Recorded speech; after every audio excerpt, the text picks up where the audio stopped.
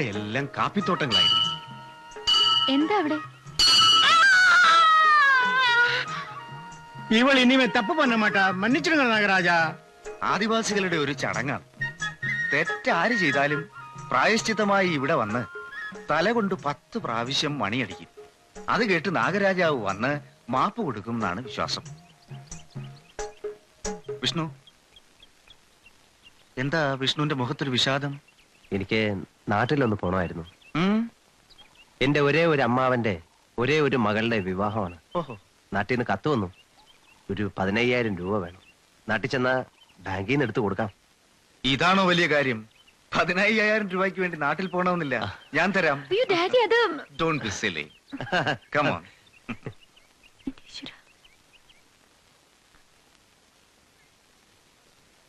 ഒരു 20,000 ഇരുന്നോട്ടെ. അവർക്ക് വേറെ വല്ല അത്യാവശ്യമുണ്ടെങ്കിലോ? ഒരു കല്യാണ വീടല്ലേ, പല ചെലവുമുണ്ടാവും. 15,000 മതിയെന്നാ പറഞ്ഞത്. പക്ഷെ നമുക്കൊരു 20,000 അയക്കാം. അങ്കിളിന് വേണമെങ്കിൽ ഞാൻ എന്റെ ചെക്ക്. ഞാൻ തരുന്നത് നിന്റെ പണമാണ് മോനെ. അല്ല, ഞാൻ നമുക്കിടയിൽ എന്തിനാ ഫോർമാലിറ്റീസ്? അല്ല, അത് ശരിയാ.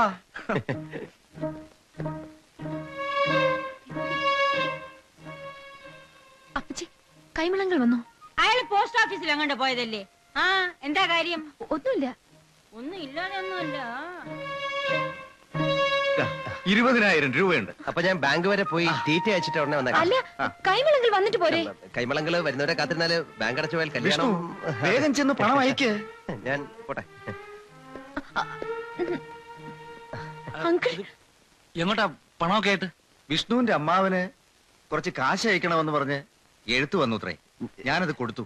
ഞാൻ ബാങ്കിൽ പോയി തീറ്റി അയച്ചിട്ട് ഉടനെ വന്നേക്കാം. എന്താ എന്താ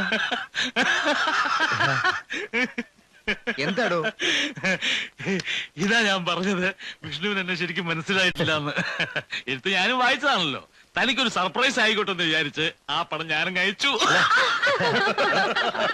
അഡ്രസ് പുള്ളിക്ക് അഡ്രസ് എഴുത്തുണ്ടായിരുന്നല്ലേ? അതെ, പക്ഷെ അക്കൗണ്ട് നമ്പർ എഴുത്തുണ്ടായിരുന്നല്ലോ. അപ്പൊ പണം അങ്ങ് എത്തുമല്ലേ?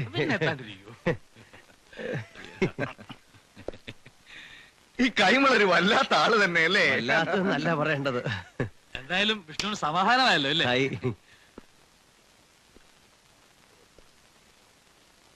ഒരുമാതിരി മറ്റേ പണി കാണിച്ചോണ്ടല്ലോ.